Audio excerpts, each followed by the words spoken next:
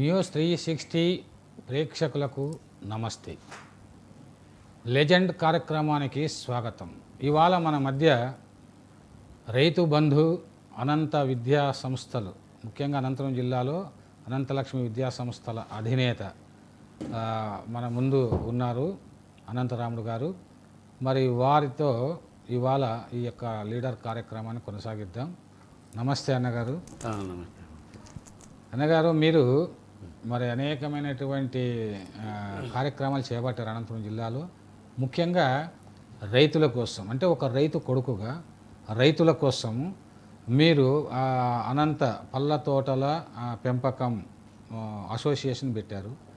అదేవిధంగా అనంతలక్ష్మి ఎలక్ట్రికల్స్ అది పెట్టి, ఈ రెండింటి ద్వారా మీరు కొన్ని లక్షల మంది రైతులను ప్రభావితం చేసి పళ్ళ తోటల పెంపకము అనంతపురం జిల్లాలో ఇవాళ పళ్ళ తోటల పెంపకము అంత ఉధృత స్థాయిలో జరుగుతుందని దాని వెనుక కారకులు, ప్రేరకులు మరి మీరే.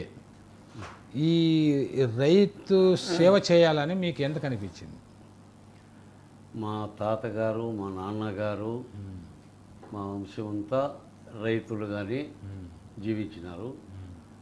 వాళ్ళు చెప్పేది ఒకటి ఏమంటే, రైతులుగా ఉండి ఆకలి ఉన్న వాళ్ళకి అన్నం పెట్టాలి, కష్టాల్లో ఉన్నను మనం వాళ్ళు సహాయం చేసి పైకి తీసుకురావాలి అని నేను చిన్న పిల్ల పుట్టించి వాళ్ళ యొక్క నడవడికలు, వాళ్ళ చేష్టలను బట్టి నాకు అర్థమైంది. అందుకోసమే నేను కూడా సేవా దృక్పథంతో ఏదైనా పని చేయాలి. రైతు బాగుంటే రాజ్యం బాగుంటుంది. దేశానికి రైతే రాజు. దేశానికి అన్నం పెట్టేవాడు రైతు, దేశానికి వెన్నెముక రైతు. ఇవన్నీ చెప్పినారంటే ఊరికి చెప్పిండ్రు, అందుకే దానిపైన అవగాహనతోనే అని అంటారు. నిజంగా కూడా రైతులు అనేవాళ్ళు పంటే పండించకపోతే నీకెన్ని కేజీలు బంగారు ఉన్నా, ఎన్ని లక్షల కోట్ల డబ్బులు ఉన్నా నువ్వేం తింటావు? తినలేవు. లక్షాధికారైనా లవణమన్నమే కానీ మెరుగు బంగారం మింగపోవడం. కాబట్టి రైతు అంటే చాలా ఇంపార్టెన్స్ ఇవ్వాలని నేను అనుకున్నా. తర్వాత మీరు రాజ్యం బాగుంటుంది, రైతు బాగుంటే రాజ్యం బాగుంటుందనే కాన్సెప్ట్ మీరు రైతు సేవ చేయడానికి అంకితమయ్యారు. మీరు ఉద్యోగం కూడా, అంటే కెనరా బ్యాంకులో మీకు ఉద్యోగం వస్తే దాన్ని కూడా వదులుకొని రైతు సేవలకు రావడానికి కారకులు ఎవరు? ఇప్పుడు ఉద్యోగం వచ్చినప్పుడు నేనైతే అప్పుడు నేను డిగ్రీ చదివాను కదా, నాకు బ్యాంకు ఉద్యోగం వచ్చింది, పోవాలని అనుకున్నా మాట వాస్తవం. నేను అప్పుడు ఇంకా కుర్రవాడిగా ఉన్నాను అనుకున్నాను. అనుకుంటే మా తాతగారు, అంటే మా నాన్నగారు, మా అమ్మ చెప్పింది మా తాతకు, ఇట్లా నీ మనవడు ఏదో ఉద్యోగం వచ్చింది అట్టుకోపోవాలంట అన్నాడు, గుడ్డలని సర్ది పెట్టమంటే సర్ది పెడుతున్నాను మామ అన్నాడు. అప్పుడు అవునా అని నన్ను పిలిచినాడు. రాడైనా ఇక రారా అన్నాడు. పోయి దగ్గర పోయి ఏం తాత అంటే, నువ్వేందో జీతం పోతున్నావంట కదరా అన్నాడు. అంటే జీతగాడిగా? జీతమే కదా పోయేది నువ్వు అన్నాడు. అంటే ఒకరి కింద పనిచేసి పోతున్నావు కదా అన్నట్టు. నేను జీతం కాదు తాత, ఉద్యోగానికి పోతున్నాను నేను. అదేపా నీకు నెల ఇస్తారా జీతం సంవత్సరానికి ఒకసారి ఇస్తారా మనం ఇచ్చినట్టు అన్నాడు. నెల ఇస్తారు సార్ అన్నాడు. మరి మనం జీతకాలు పెట్టుకుని సేద్యం చేస్తున్నాము, మనం సంవత్సరానికి ఒకసారి జీతం ఇస్తాం, నీకంటైతే వాళ్ళు నెలకు ఒకసారి ఇస్తారు. నీకు సంగటి పెట్టరు, మనం వీళ్ళందరికీ కడుపు నిండా సంగటి పెడతాము, నీకు సంగటి కూడా పెట్టరు కదా, వాళ్ళు ఊరికే జీతం ఇచ్చేవాళ్ళే కదా. అవును తగ్గినాడు. కాదప్ప, మనము వ్యవసాయం చేసుకుంటూ అన్ని పంటలు పండిస్తూ ఉన్నాము. మనం ఒక అర్ధ ఎకరాలో పంట పీస్తే 4,000 3,000 వస్తుంది. నువ్వు సంవత్సరం పడుతున్నా జీతం చేసినా 3,000 అంటావు. కాబట్టి ఉద్యోగం వద్దు అంటే ఫస్ట్ కొంచెం బాధపడినా కానీ ఇంకా మా తాతగారు చెప్పినాడు, నేను బ్యాంకు జాబ్ కూడా వదులుకొని వ్యవసాయంలోకి దిగిన. వ్యవసాయం దిగిన తర్వాత మీరు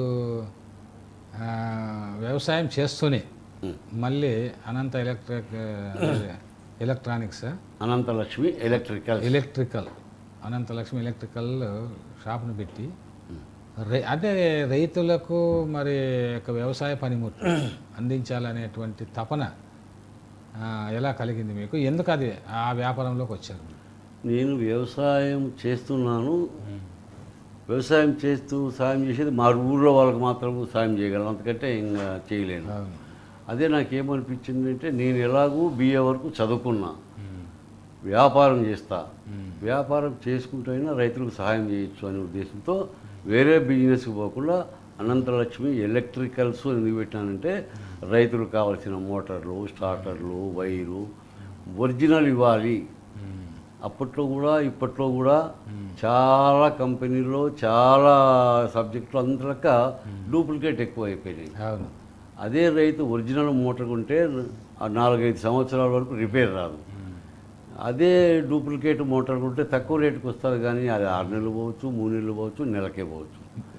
అది నేను చూసి నాకు ఇష్టం లేక నేను తర్వాత మీరు బోర్వెల్స్ కూడా వేయించేవాళ్ళు కదా, అట్లా రైతుల కోసం చాలా బోర్వెల్స్. అదే ఎలక్ట్రికల్ షాప్ పెట్టి రైతులకు మంచి మోటార్లు, మంచి పైపులు, మంచి స్టార్టర్లు ఇవన్నీ ఇవ్వాలని ఒక కాన్సెప్టు.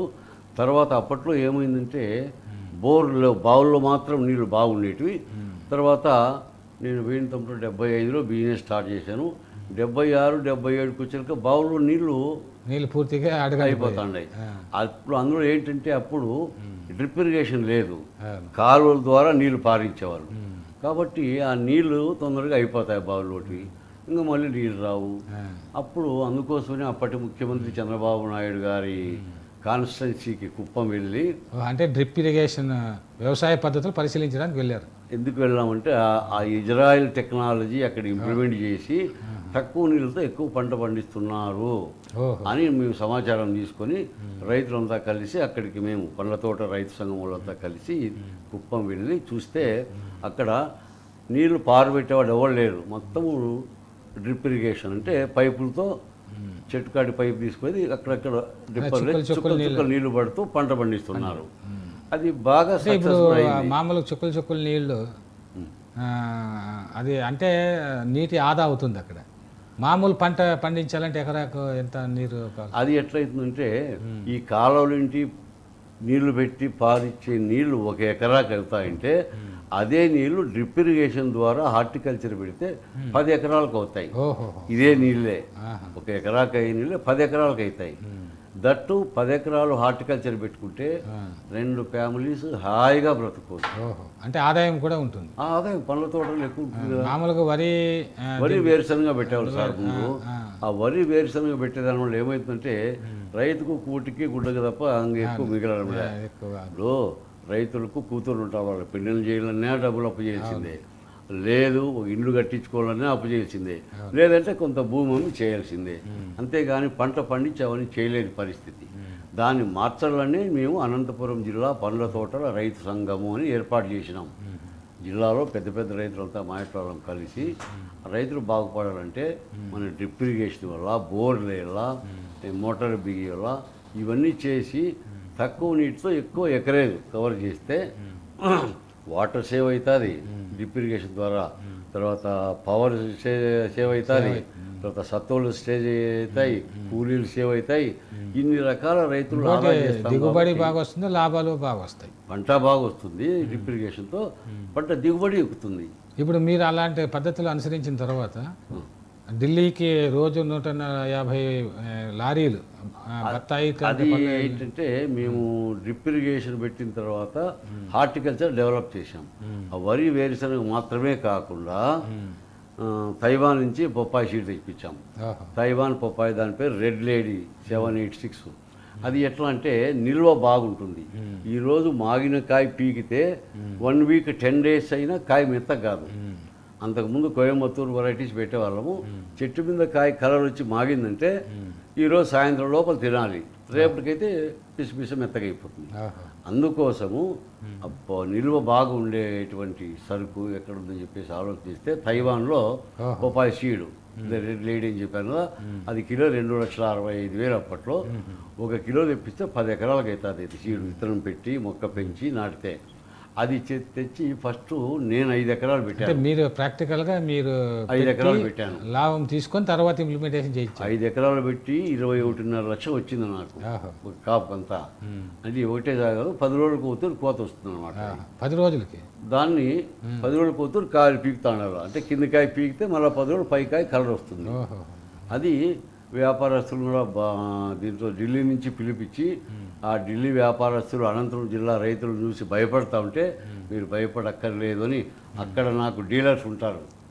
నా ఏజెంట్ నా అనంతలక్ష్మి ఎలక్ట్రికల్స్కు ఫీజు అదే క్యారియర్ అంతకు మేజర్ ముందు ఉన్న చెప్పే డీలర్స్ డీలర్స్ ఉంటే వాళ్ళని పిలిపించి అక్కడ ఉండే రైతు వ్యాపారస్తులు పంపించినాయా మేము వాళ్ళకు మంచి చేస్తాము, వాళ్ళకేం ఇబ్బంది కలగజేయము వాళ్ళు. ఎందుకంటే అనంతపురం అంటే భయపడ్డాం వాళ్ళు, అదేలే ఏం బాబు డబ్బులు ఫ్యాక్షన్ తీసుకొని ఏరియా కొట్టి ఆడ పంపిస్తారు అని భయపడేవాళ్ళు. వ్యాక్సిన్ ఏరియా అని ఎందుకంటే ఫ్యాక్షన్ ఏరియా ఒకటి డ్రాట్ ఏరియా అని, ఎంత డ్రాట్ ఉన్నా ఎంత ఫ్యాక్షన్ ఉన్నా అలాంటి పనులు అయితే చేయము. ఫ్యాక్షన్ అంటే రైతుల్లో ఫ్యాక్షన్ ఏమి ఉండదు కదండి. మరి రైతుల్లో ఏముంటుంది, కష్టపడి పని చేసే ఫ్యాక్షన్ వాళ్ళు వేరే ఏదో 1% ఎక్కడ 1% ఉంటే ఆ విధంగా అది లెక్కలేదు. మరి అట్లా పపాయ విత్తన సీడ్ తెప్పించేసి ప్రతి రైతును ఎంకరేజ్ చేసి విలేజెస్ తిరిగి పపాయ పెట్టండి అని వాళ్ళందరినీ మా ఇప్పుడు తోటకు పిలిపించి ఈ పళ్ళ తోటల పెంపకం ఈ ఆర్గనైజేషన్ ఎప్పుడు పెట్టారు మీరు? నేను ఆర్గనైజేషన్ పెట్టిండేది 2002లో. ఓహో, రైతు సంఘం ఏర్పడిండేది ఇంకా అంతకంటే 3 ఏళ్ళ ముందు. 3 ఏళ్ళ ముందు. ఓకే. ఏర్పడి మేము సర్వీసెస్ స్టార్ట్ చేసిన తర్వాత మీలాంటి పెద్దలు కొంతమంది మేధావులు ఒక సొసైటీగా ఏర్పడితే మీరు బాగుంటుందయా అని సొసైటీ రిజిస్ట్రేషన్ చేపించి నేను అప్పుడు స్టార్ట్ చేశామన్నమాట. ఇప్పుడు ఎలాంటి పంటలు పడితే కరువు సీమలో, అంటే ముఖ్యంగా అనంతపురం జిల్లా లాంటి జిల్లాల్లో అది మంచి అంటే రైతులకు అధిక దిగుబడి లాభాలు ఇచ్చేటువంటి పళ్ళ తోటలు, ఎలాంటి పళ్ళ తోటలు మీరు రికమెండ్ చేస్తున్నారు? మన అనంతపురం జిల్లాలో ఒక్క జిల్లాలోనే మనం పండించే పంటల పేరు చెప్తా వినండి. చీని, అరటి, దానిమ్మ, మామిడి, కలింగర, పపాయ, జామ, సపోటా, రేగు, అంజూర, ద్రాక్ష, తర్వాత నేరేడు, ఉసిరి, సీతాఫలము, కర్బూజా, నిమ్మ, ఖర్జూరము, పనస, వాటర్ యాపిల్ రేగు, ఇన్ని పంటలు ఒకే జిల్లాలో దాదాపు 20 రకాల పంటలు ఒకే జిల్లాలో పండిస్తున్నాం మనం. ఇందులో బాగా లాభదాయకమైనటువంటి అన్ని దీంట్లో ఏవి పెట్టినా కూడా, ఎందుకంటే మేము ఎట్లా సెలెక్ట్ చేస్తామంటే ఏ ఫ్రూట్ అయినా ప్యాకింగ్ చేసి మనం ఎక్కడైనా పంపించాలా లాంగ్ అంటే కూడా దెబ్బతినుకోకుండా పంటలే పండించాలా అని చెప్తాను నేను. ఇప్పుడు ప్యాకింగ్ పనికి రావాలా, మనం ఎక్స్పోర్ట్ పనికి రావాలి. పంటలు ఉడికి పండించినంత మాత్రాన అది లేదు, పంటలు పండించాలా, ఆ పంటలు మనం అమ్ముకోగలగాల, మార్కెటింగ్ ఫెసిలిటీ చేసుకోవాలా. ఆ పప్పాయ పండ్లు పెట్టినప్పుడు తెలియకనే కదా మేము ఢిల్లీ నుంచి అక్కడి నుంచి వ్యాపారస్తులు పిలిపించి. ఇప్పుడు మీరు చెప్పేదాన్ని బట్టి చూస్తే ఇమ్మీడియట్గా అమ్ముడు పోవడం అంటే కష్టము.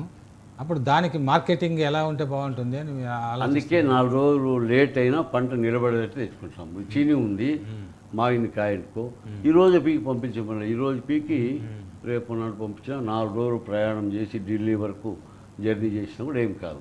నేను తెచ్చిన పప్పాయ, అదే తైవాన్ పప్పాయ, అది కూడా అంతే. కాయ తీసుకొని ప్యాకింగ్ చేసి లారీలో పెట్టి 4, 5 రోజులు, 6 రోజులు, వారం రోజులు అయినా కూడా కాయ మెత్తగా కాదు, టేస్ట్ బాగుంటుంది, కాయ గట్టిగా ఉంటుంది అనమాట. మీరు ఈ విషయం పైన అంటే ఈ పళ్ళ తోటలో దీన్ని ఒక ప్రాజెక్టుగా తయారు చేసి నిన్న మరి ముఖ్యమంత్రి చేతి మీదుగా పండ్ల తోటలు అభివృద్ధి చేసినాము. కానీ అనంతపురం జిల్లాలో ఉండే రైతులు అందరూ బాగుపడేటట్టు అనంతపురం జిల్లా ప్రజలకు ముఖ్యమైనది నీళ్లు, మార్కెటింగ్ ఫెసిలిటీ, ఇలాంటివి మేము 8 పాయింట్ కనపరిచినాం. నిన్న ముఖ్యమంత్రి చేత మీరు ఆవిష్కరించారు, 8 రకాలు ఆవిష్కరించి అవన్నీ కూడా ఇంప్లిమెంట్ చేయాలని అడిగాము. ఆయన మళ్ళీ అవుతూరు కలుస్తాము రండి, ఇప్పుడు మీటింగ్లో ఉన్నాను, అర్జెంట్ పోవాలని చెప్పినారు, ఆవిష్కరించి వెళ్ళిపోయినాడు. అంటే మీరు ఏం చేయాలని అనుకుంటున్నారు అంటే ఆ ప్రాజెక్ట్ 8 పాయింట్స్ అన్నారు. ఆ ప్రాజెక్ట్ ద్వారా రైతులకు ప్రభుత్వం నుంచి మీరు ఏమి ఎక్స్పెక్ట్ చేస్తున్నారు? రైతులకు ప్రభుత్వం నుంచి ఎక్స్పెక్ట్ చేసేది సఫిషియెంట్ వాటర్. మేము తుంగభద్ర, తర్వాత శ్రీశైలం, దీనికి ఫ్లడ్స్ వస్తాయి కదా, వరదలు వచ్చినప్పుడు ఆ నీళ్లను అన్నీ సముద్రం పాలవుతున్నాయి. సముద్రం పాలు కాకుండా కొంతవరకైనా 200 TMC నీళ్లు ఈ పోయిన సంవత్సరం సముద్రం పాలైనాయి. కనీసం 100 TMCలు 2000 TMCలు వేస్ట్ అయినాయి.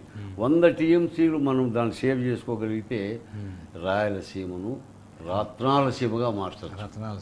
కాబట్టి దానికి ఏమేమి కావాలా, పైప్ ఫెసిలిటీ, తర్వాత వరద కాలువ, ఉండే కాలువను వెడల్పు చేయడము, డ్యాములు కొంచెం రిపేర్ చేయడము, అవి గ్రౌటింగ్ చేసి నీళ్లు నిలబడ్డట్టు ఇప్పుడు 11 టీఎంసీలు పిఏబిఆర్ డ్యామ్ దాంట్లో 5-6 టీఎంసీల కంటే ఎక్కువ పట్టడం లేదు, ఎందుకంటే లీకేజ్ అవుతుంది కాబట్టి నీళ్లు పెట్టరు. ఆ గ్రౌటింగ్ చేసి దాన్ని 11 టీఎంసీలు నిలబెడితే అది మల్టీపర్పస్ ప్రాజెక్టు. రైట్ కెనాల్కు, లెఫ్ట్ కెనాల్కు, ఇంకా వేరే డ్యామ్కు, వేరే చెరువులకు, మొత్తం 100 చెరువులకు పైన నీళ్లు పంపించవచ్చు ఆ కాలువ ద్వారా. చాలా మీ సలహాలు చాలా బాగున్నాయి అన్న. ఇప్పుడు ఈ యొక్క లెజెండ్ ప్రోగ్రాంలో చిన్న విరామం తీసుకుందాం. ఓకే, లెజెండ్ ప్రోగ్రాంకు తిరిగి స్వాగతం. అన్నగారు, మీరు యొక్క వ్యవసాయ రంగమే కాకుండా విద్యారంగంలో కూడా చాలా విశేష కృషి చేస్తూ ఉన్నారు. అనంత లక్ష్మి విద్యా సంస్థలను పెట్టి మరి మీరు సుమారు 5,000 మంది విద్యార్థులు ఉన్నారంటే ఎంతో కష్టపడి ఆ స్థాయికి తీసుకుని వచ్చారు. ఈ వ్యవసాయము, వ్యాపారం నుంచి ఈ విద్యారంగం వైపు రావాలని ఎందుకు అనిపించింది మీకు? వ్యవసాయ రంగంలో ఉన్నప్పుడు మా తండ్రి గారు, తాతగారు చెప్పేది ఏంటంటే ఆకలి కొన్నోనికి అన్నం పెట్టాలి, అన్నదానాన్ని మించిన దానం లేదు అని చెప్పేవాళ్ళు. అది వాళ్ళ 2 తరాలు అట్లా చేసినారు. నా తరం వచ్చినప్పటికి కూడా నేను చేసినాను. కానీ నేను అబ్జర్వ్ చేసినది ఏంటంటే అన్నదానం మంచిదే కాదన్ను. కడుపు నిండా అన్నం పెడితే 4 తప్పితే 5 గంటలు కడుపు నిండా ఉంటుంది, ఆకలి కాకుండా. తర్వాత మళ్ళీ ఆకలి అవుతుంది, అవునా కదా? అంతే. కాబట్టి అన్నదానం మంచిదే, కానీ అన్నదానం కంటే మించిన దానం విద్యాదానము అని గమనించి అదే కడుపును ఆకలి కొన్నోనికి అన్నం పెట్టేది ఒక రకము, అమాయకులను విద్యావంతులు చేసి వాళ్ళను మంచి నాలెడ్జ్ క్రియేట్ చేసి ఎంప్లాయీగా, ఉద్యోగస్తులుగా బయటికి పంపిస్తే వాళ్ళ లైఫ్ అంతా ఉంటుంది. ఆ విద్యను దొంగలించేది కాదు, పోగొట్టుకునేది కాదు, లేకపోతే దానివల్ల నష్టం కలిగేది కాదు. విద్య అనేది కడుపులో ఉంటే తను బ్రతకగలడు, 10 మందికి ఇంకా ఆ ఆధారం కల్పించగలరు. కాబట్టి విద్యాదానాన్ని మించిన దానం లేదు అని నేను సపరేట్గా నమ్మి విద్యాభ్యాసంలో దిగిన. అది కూడా సేవా దృక్పథంతో వెళ్ళితేనే విద్యాదానంలో అర్థం ఉంది. అంటే వ్యాపార దృక్పథం, పూర్తి వ్యాపార దృక్పథంలో పోతే ప్రయోజనం లేదా? చేయలేరు. ఎందుకంటే వ్యాపార దృక్పథంలో పోయిన వాళ్ళకు లాభాలు కావాలంటారు. లాభాలు కావాలంటే ఏమి? ఒక స్టూడెంట్ తయారు చేయాలంటే లేటెస్ట్ టెక్నాలజీ చెప్పాలా, తర్వాత జాబ్ ఓరియంటెడ్ ఎడ్యుకేషన్ ఇవ్వాలా, అవన్నీ చేయలేము. కాబట్టి సేవా దృక్పథంలో ఇప్పుడు అనంతపురంలో దండిగా కాలేజీలు ఉన్నాయి. మరి స్టూడెంట్స్ అంతా అనంతలక్ష్మి కాలేజీ కావాలి ఎందుకు కోరుకుంటారంటే అనంతలక్ష్మి కాలేజీలో అయితే డిసిప్లైన్ ఉంటుంది, క్వాలిటీ ఉంటుంది, క్వాలిటీ ఎడ్యుకేషన్. తర్వాత అక్కడ వేరియస్ పీపుల్ దూరం నుంచి పిలుచుకొచ్చి మంచి మంచి నిపుణులతో వాళ్ళకు ట్రైనింగ్ ఇప్పిస్తాం. ఇప్పుడు మన ముఖ్యమంత్రి గారు ఏఐఎంఎల్ అంటే artificial intelligence and machine learning అది ఇప్పుడు చెప్తున్నారు. అది నేను 4 సంవత్సరాల క్రితమే ఆ కోర్సు పెట్టినా. అవి పెట్టి ఏఐఎంఎల్, డేటా సైన్సు, తర్వాత ఏఐ అంటే ఆర్టిఫిషియల్ ఇంటెలిజెన్స్, మరి ఇలాంటి కోర్సుని నేను ముందే పెట్టినా. ఎందుకు పెట్టినానంటే ఫ్యూచర్లో టెక్నాలజీ అవసరం. బీటెక్, ఎంటెక్ అంటే టెక్నాలజీ అనేది రేపు సంవత్సరం మళ్ళా నెక్స్ట్ సంవత్సరం వచ్చే టెక్నాలజీని ముందుగా ఊహించేవారు నేను పెట్టుకున్నాను ఎంప్లాయీస్గా. ఇండస్ట్రీలో పనిచేసిన వాళ్ళు స్కిల్ డెవలప్మెంట్ ఆఫీసర్గా నేను పెట్టుకున్నా, స్కిల్ డెవలప్మెంట్ డైరెక్టర్లు పెట్టుకున్నా. నాకు ఖర్చు ఎంత అవుతుంది లెక్క కాదు నాకు. మంచి students, each and every student of Ananthalakshmi must and should benefit. ఇప్పుడు మీ యొక్క విద్యా సంస్థల నుంచి చదువుకున్నటువంటి వాళ్ళు ప్రపంచ దేశాల్లో చాలా ప్రపంచంలో ఎన్ని దేశాలు ఉన్నాయి, దాదాపు అన్ని దేశాల్లో మా సంస్థ నుంచి పోయి ఇక్కడ పనిచేసే వాళ్ళు ఉన్నారు. ఇండియాలో ఏ సిటీ అయినా ఎత్తుకోండి, ప్రతి సిటీస్లో అనంతలక్ష్మి స్టూడెంట్స్ ఉంటారు. నేను మా స్టూడెంట్స్కి ఉద్యోగం ఒకటి ఇప్పించి పంపిను, చదువుతో పాటు సంస్కారం నేర్పిస్తాను నేను. తర్వాత చదువుతో పాటు ఉద్యోగంతో పాటు నువ్వు కంపెనీలో ఉద్యోగం చేస్తే కంపెనీ నీకు అన్నం పెట్టే తల్లి అనుకొని భావించడు. కాబట్టి తల్లిగా తన కంపెనీని భావించి కంపెనీ మేనేజ్మెంట్ ఏమి ఎక్స్పెక్ట్ చేస్తారో అది రీచ్ అయ్యేటట్టు మీరు ట్రై చేయండి అని నేను చెప్పి పంపిస్తా. అందువల్లనే ఎప్పుడన్నా కొంచెం ఐటీ డౌన్ అయింది అది ఇది అన్నప్పుడు కొన్ని కంపెనీల్లో నుంచి ఉద్యోగస్తులు తీసేస్తుంటారు. అనంతలక్ష్మి నుంచి సెలెక్ట్ అయిన వాళ్ళు ఇంతవరకు ఒక్కరిని తీసేసే క్వశ్చన్ లేదు. ఎందుకంటే నేను వాళ్ళకి ట్రైనింగ్ ఇచ్చి పంపేటప్పుడే అనంతలక్ష్మి స్టూడెంట్స్ అంటే స్పెషల్గా మిమ్మల్ని చూస్తానే మేనేజ్మెంట్కు మంచి ఆలోచన మీ మీద మంచి సద్భావన కలగాల. అంటే మీరు 1 అవర్ లేట్గా చేయండి, పని ఇప్పుడు అర్జెంట్ అంటే చేయాల్సిందే. మీరు డబ్బులు ఎక్స్పెక్ట్ కాదు, కంపెనీ మేనేజ్మెంట్ చెప్తున్నారు కాబట్టి మేము చేయాలా, మాకు జీతం ఇచ్చి అన్నం పెడుతున్నారు కంపెనీ వాళ్ళు, కాబట్టి వాళ్ళు ఏమి ఎక్స్పెక్ట్ చేస్తున్నారో అది మేము చేయాలా అనేటువంటి దృక్పథంతో మీరు కంపెనీలో ఉద్యోగం చేయాలని చెప్పి పంపిస్తాను నేను. చాలా మంచి అంటే క్వాలిటేటివ్ విద్యతో పాటు వారికి కొన్ని మంచి ఎథిక్స్ కూడా నేర్పిస్తున్నారు. తర్వాత మీరు లిటరేచర్ చదివారు కదా, బిఏ లిటరేచర్ మెయిన్. బిఏ ఈ తెలుగు భాష పట్ల మీకు మమకారం ఎలా ఏర్పడింది? నేను బిఏలో తెలుగు, హిస్టరీ, పాలిటిక్స్ అని తీసుకున్నాను. తెలుగు ఎందుకు తీసుకున్నానంటే మాతృభాష అనేది చాలా ముఖ్యం మనకు. దేశ భాషలందు తెలుగు భాష లెస్సని కృష్ణదేవరాయలు చెప్పారు కదా. కాబట్టి మనకు ఈ దేశంలో ఎన్ని భాషలు ఉన్నాయో అన్ని భాషల కంటే తెలుగు భాష అన్నిటికంటే మిన్న. ఏ రకంగా తీసుకోండి, ఇప్పుడు ఎగ్జాంపుల్ కడప అని తెలుగు రాయమంటే కడప అని రాస్తాం, అదే ఇంగ్లీష్ రాయమను CUDDA రాస్తారు అంటే కడ్డప్ప, కుడప. మరి అదేంటది, మరి ఇంగ్లీష్లకి ఇంకో దాంట్లోకి పోతే అట్లుంటాయి, మన తెలుగు అట్లుంటాయి. ఒక్కటి చూపించండి, ఏది అవసరమో అది కరెక్ట్గా మనకు మీనింగ్ వచ్చేస్తుంది. ఈ సాహిత్యం పట్ల కూడా మీకు చాలా మమకారం ఉంది. సాహిత్యం పట్ల శ్రీకృష్ణదేవరాయలు లాంటి వారు ఆయన ఏం చేసిన అప్పటికే అష్టదిగ్గజాలను పెట్టుకొని ఎంతమంది కవులను పోషించి వాళ్ళకు సన్మానం చేసి, అందులో పెనుగొండ, మా పెనుగొండ వచ్చేసి మన అనంతపురంలోనే ఉంది. కృష్ణదేవరాయలు పెనుగొండ రాజధానిగా చేసుకొని ఎంతమంది కవులను పోషించి ఆయన ఎన్నో మంచి పనులు చేసినాడు. జిల్లాలో 360 చెరువులు కట్టించినాడు. కాబట్టి ఈ కవులకు ఒక ఇంపార్టెన్స్ ఇచ్చి వాళ్ళ ద్వారా సమాజానికి మంచి మెసేజ్ పంపించాలి. ఇప్పటికే చాలా చేస్తున్నారు. వాళ్ళు ఇంప్రూవ్ చేయాలి. ఆగస్టులో కూడా ప్రపంచ తెలుగు మహాసభలను పెట్టి కవులు ఆగస్టులో చేయాలని అనుకున్నాను. మీకు చెప్పాను కదా, మనం ఆవిష్కరించినాము.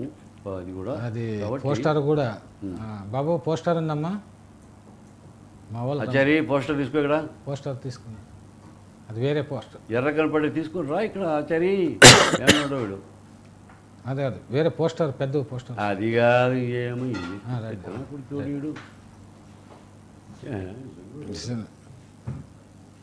చూపించాను ఒకసారి. ఇది కూడా ఆవిష్కరించాను. ఎందుకంటే ఇప్పుడు ఈ కవులు మహాసమ్మేళనం ఒకటి జరుపుతున్నాం. ముఖ్యమంత్రి చేత కూడా ఇది ఆవిష్కరింపజేశారు, పోస్టర్. ఆయన ఆశీస్సులతో ఇది జరుపుతున్నారు. ఈ కవుల పట్ల, రచయితల పట్ల, ముఖ్యంగా రాయలసీమలో కవులు రచయితలు ఎక్కువగా ఈ కరువు గురించి, దీని గురించి, రైతుల గురించి రాస్తుంటారు. ఈ రైతుల గురించి సంబంధించినటువంటి ప్రత్యేక కార్యక్రమాలు ఏమన్నా మీరు అంటే రైతులపైన పుస్తకాలు రాయించడం, కవిత రైతులపైన పుస్తకాలు రాయమని, కరువు పైన రాయమని అడుగుతాము, కరువు నివారణ పైన రాయమని. ఎందుకంటే కవులైతే అన్ని ఊహించి ఏదైనా రాయగలరు. ఇప్పుడు మేము కొన్ని చెప్పగలమే కానీ అన్ని చెప్పలేము. కవులైతేనే ఊహించి ప్రతిదీ కరువు అంటే ఏమి, కరువు ఎలా వచ్చింది, దాన్ని ఎలా సాల్వ్ చేయాలా, మరి మనం చేయాల్సిన పని ఏముంది, ఎవరేం చేయాలనేది అన్నీ కూడా వాళ్ళు వాళ్ళ యొక్క జ్ఞానంతో, వాళ్ళ బుద్ధి దానిపైన కాన్సన్ట్రేషన్ మెదడు ఉపయోగించి ఇవన్నిటికీ సొల్యూషన్ చెప్తారు. ఇప్పుడు మీరు చెప్పింది చాలా మంచి పాయింట్. అంటే కవులు రచయితల చేత అసలు యాక్చువల్గా అంటే ఇప్పుడు తెలంగాణ ఉద్యమం వచ్చిందన్నా కూడా కవులు రచయితలు కళాకారుల వాళ్ళు ప్రజలను చైతన్యం చేయడం ద్వారా వచ్చింది. కానీ అటువంటి చైతన్యము రాయలసీమలో లేదు, ఎందుకని అనుకుంటారు మీరు? రాయలసీమలో లేదంటే కవులు ఎంకరేజ్ చేసేవాళ్ళు చాలా తక్కువైనారు. అందరూ నా మాదిరినే అనుకొని ప్రతి ఒక్కరూ ఇవి కవులను వీళ్ళు, ఎందుకంటే వీళ్ళు తమ కవిత్వంతో చాలా మంది మనసులు మార్చగలరు అనే ఒక దేశం అందరూ ఎంకరేజ్ చేస్తే చాలా మంది ఉన్నారు, గాయకులు కూడా చాలా మంది ఉన్నారు, కవులు గాయకులు. అనంతపురం జిల్లాలో కళా పోషకులు ఎంతమంది ఉన్నారు, కళాకారులు, రచయితలు అనంతపురము, కడప, కర్నూలు, చిత్తూరు అన్ని జిల్లాల్లో ఉన్నారు. కానీ వాళ్ళని యూనిటీ చేసి ఒక చైతన్యం తీసుకొచ్చే వాళ్ళు తక్కువ ఉన్నారు. ఎవరు లేరు, తక్కువ కాదు, అసలు లేరు. అది కరెక్ట్. నేను కొంతమంది పిలిపించి ఏదో చేద్దామని అనుకున్నా. ఇంకా ఇప్పుడు రాయలసీమలో నువ్వు అనంతపురంలో పుట్టినావు, మరి తెలంగాణలో సెటిల్ అయినా ఎప్పుడు కవుల గురించి ఎప్పుడు ఇదే పని మీద ఉంటావు. నేను విజయవాడ ఇక్కడ అంటే ఆంధ్ర తెలంగాణ రెండు రాష్ట్రాల్లోనూ కొన్ని వేల మందిని వెలుగులోకి తెచ్చాం, అనేక కార్యక్రమాలు చేస్తున్నాం. నిర్వహించినారు. దానికి కారణం ఏంటంటే మీలాంటి వాళ్ళ సహకారం వల్ల. ఇంకా కొంతమంది మీలాంటి వాళ్ళు తయారయ్యి కవులు ఇంకా కొన్ని కార్యక్రమాలు బాగా చేపట్టి ఇంకా ఎక్కువ ఎన్లైట్మెంట్ చేస్తే ప్రజలను ఇంకా కూడా బాగుంటుందని నా ఉద్దేశము. అవును, చాలా మంచి కార్యక్రమం చేస్తున్నారన్న. తర్వాత ఇప్పుడు మీరు ఒక రైతు కొడుకుగా, తర్వాత ఒక విద్యావేత్తగా, మరి కళా పోషకునిగా మరి ఎన్నో చేశారు మీ జీవితంలో. అంటే మీ తాత ముత్తాతల కాలానికి, మీ కాలానికి, తర్వాత మీ యొక్క కొడుకు కాలానికి. ఇప్పుడు మీ కొడుకు కూడా మరి అమెరికాలో అక్కడ విదేశాల్లో మంచి పొజిషన్లో ఉన్నా కూడా అతను పిలిపించి మీరు మళ్ళీ ఈ రంగంలోకి ప్రవేశపెట్టారు, వ్యవసాయ రంగం, విద్యారంగంలో. అంటే మీకు జిల్లా అంటే అంత ప్రేమ? నాకు జిల్లా అంటేనే కాదు, ప్రజలంటే ప్రేమ. మన చుట్టూ ఉండే వాళ్ళందరూ కూడా సంతోషంగా బ్రతకాలా. ఇప్పుడు కొంతమంది చాలా పేదరికంలో మగ్గిపోయి వాళ్ళ జీవితాలు పాపం వాళ్ళు ఎందుకు జీవిస్తున్నారో అర్థం కాని పరిస్థితులు ఉంటే మనకెంతో బాధ అవుతుంది. వాళ్ళు మనతో పాటు మనుషులే, మన కట్టి పుట్టినారు, వాళ్ళకు తెలివితేటలు ఉన్నాయి, కొన్ని అవకాశాలు కలిసి రాక వాళ్ళు ఆ పరిస్థితులు ఉన్నారు. కాబట్టి వాళ్ళు మార్చేకి ప్రయత్నం చేస్తే నేను ఎవరికైతే నా ఎడ్యుకేషన్ ఇన్స్టిట్యూషన్లో ఫ్రీగానో డబ్బులు తక్కువ ఇచ్చో నేను వాళ్ళు చదివిస్తానో వాళ్ళ తల్లిదండ్రులకు వాళ్ళకు నేను చెప్పేది ఒకటే, నేను ఇప్పుడు మీకు ఎంత ఫ్రీ ఎడ్యుకేషన్ ఇచ్చి నీకు ఇంత సాయం చేసినా కదా, నీవు ఒక మంచి పొజిషన్ పోయిన తర్వాత 10 మందిని నువ్వు ఈ విధంగా తయారు చేయాలా అని నేను వాళ్ళతో మాట తీసుకుంటాను. ఇలాగా మన ప్రయత్నం. నేను చెప్పేది ఏంటంటే ఎక్కడా డిసప్పాయింట్ కావడం లేదు. డిసప్పాయింట్ అయినామో ఏమి చేయలేము. కాబట్టి నిరుత్సాహపడుకోకుండా మనము శ్రద్ధతో చేసుకుంటూ పోతాం. ఇప్పుడు మా తండ్రి గారు, తాతగారు వాళ్ళు ఇన్స్పిరేషన్ తీసుకొని అన్నదానం చేసి సరే వచ్చిన ఉద్యోగం, గవర్నమెంట్ ఉద్యోగం, బ్యాంక్ ఉద్యోగం విడిచిపెట్టి నేను అంటే మీరు ఒక్కడే బతకాలనుకోలేదు, మీరు ఒక్కడే బతకాలనుకోలేదు. లేదు, అట్లా అనుకుంటే నేను బిజినెస్ నేను దీంట్లో ఉద్యోగం అడైతే హాయిగా ఉంటుంది. కానీ అట్లా కాదు, నేను కూడా బతకడం కాదు, 10 మంది ఇప్పుడు సొసైటీ బాగుండాలా అనే ఉద్దేశంతో నేను అట్లా వచ్చిన. తర్వాత నేను ఆర్డినరీ గ్రాడ్యుయేట్ 1972లో అనంతపురం ఆర్ట్స్ కాలేజీలో డిగ్రీ హోల్డర్. నేను అదే చెప్తుగా టెక్నికల్ కళాశాల పెట్టారు.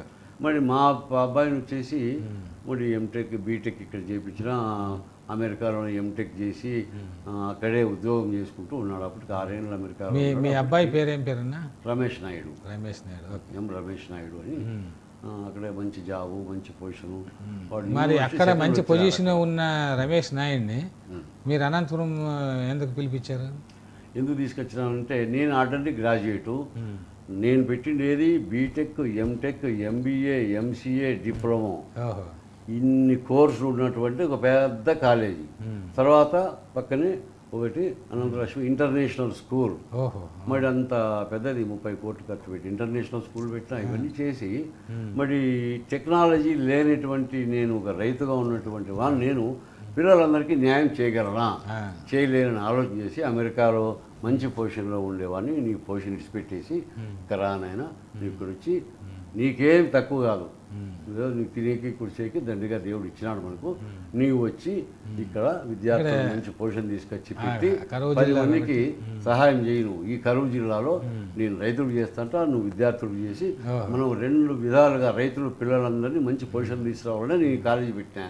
ఇప్పుడు అల్పాదాయ వర్గాల వారు, బడుగు బలహీన వర్గాల వారు, రైతులు పిల్లలు వాళ్ళంతా లక్షలు కట్టి హైయర్ ఎడ్యుకేషన్ వేరే సిటీలకు బెంగళూరు, చెన్నై రావాలంటే రాలేరు కదా.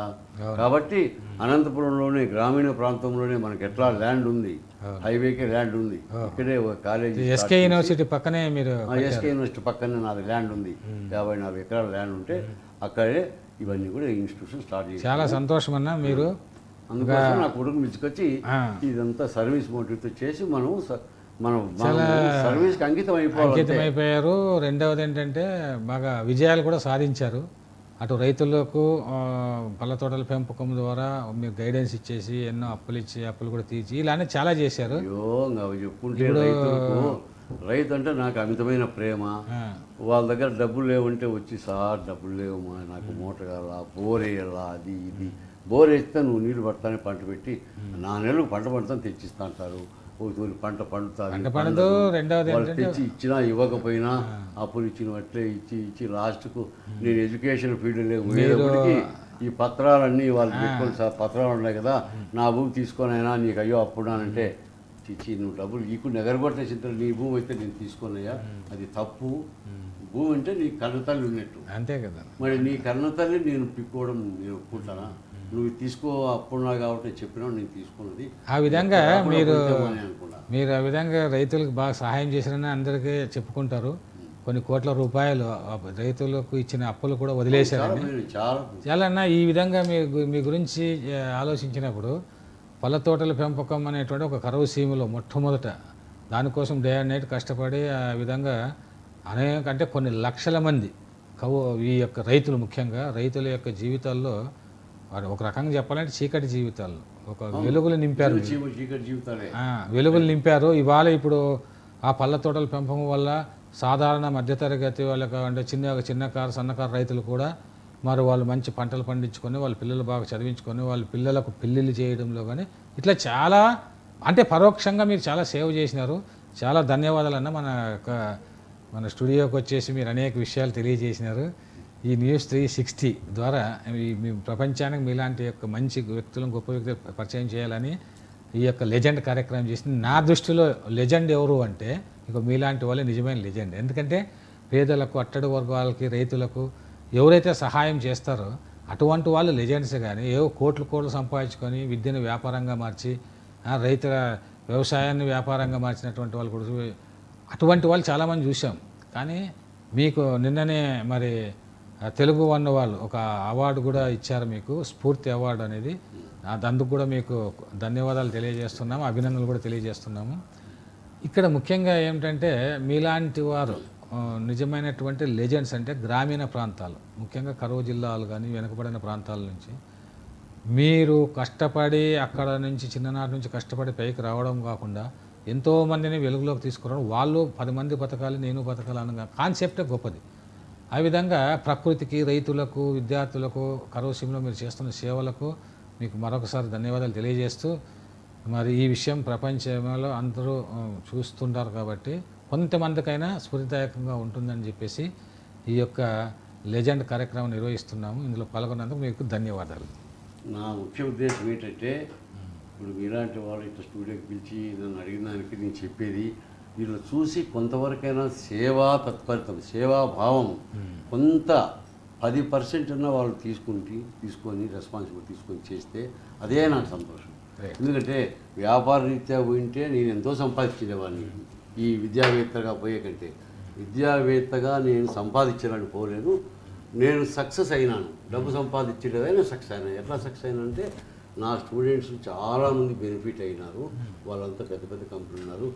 ఒక్కడు నా దగ్గర నుంచి ఉద్యోగంలోకి చేరితే వాడి ఫ్యామిలీ, వాళ్ళ తల్లిదండ్రులు, వాళ్ళ ఆడబిడ్డలు, వాళ్ళ తమ్ముళ్ళు, అన్నలు, వాళ్ళ ఫ్యామిలీస్ అంతా కూడా ఆలోచన చేస్తారు. ఏమని, అరే మనవాడు ఉద్యోగంలో పోయి వాడు ఆ సంవత్సరం అయితే కారు తీసుకొని వాళ్ళ అమ్మ నాన్న కారులు తిప్పుతున్నాడు. మరి మనము కష్టపడాలి, చదవాలి, చేసుకోవాలని వాళ్ళు స్ఫూర్తిదాయకంగా ఉంటుంది. తర్వాత పిల్లలే కాక తల్లిదండ్రులు కూడా పిల్లలు చదివించాలా అని పట్టుదల పెట్టి చేస్తారు. అట్లా జరిగితే నాకు అదే సంతోషం. నాకు ఈ ప్రచారం కాదు ఇంపార్టెంట్. కొంతమంది అయినా మార్పు వచ్చి బాగుపడితే దాన్ని చూసి నేను ఎంతో అంటే ఇటువంటి విషయాలు మీరు మీలాంటి వ్యక్తుల్ని ప్రపంచానికి పరిచయం చేస్తేనే ఇప్పుడంతా చెడు వ్యక్తులు వీళ్ళే యొక్క ప్రచారం పొందుతున్నారు. అలా కాకుండా మంచి వ్యక్తులు ప్రచారం పొందాలని ఈ లెజెండ్ కార్యక్రమం యొక్క ప్రధాన ఉద్దేశము. మరి ఈ కార్యక్రమాలు మీరు పాల్గొనడం మరొకసారి ధన్యవాదాలు.